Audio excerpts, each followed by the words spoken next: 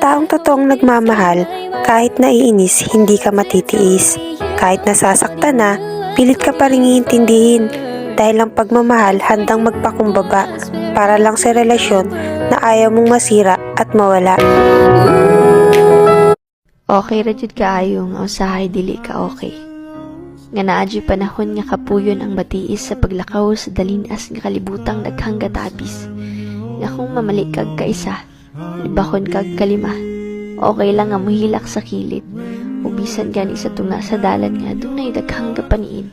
Okay ra jud kaayo nga mobakho ug sa kalibutan mo palayo ug motago.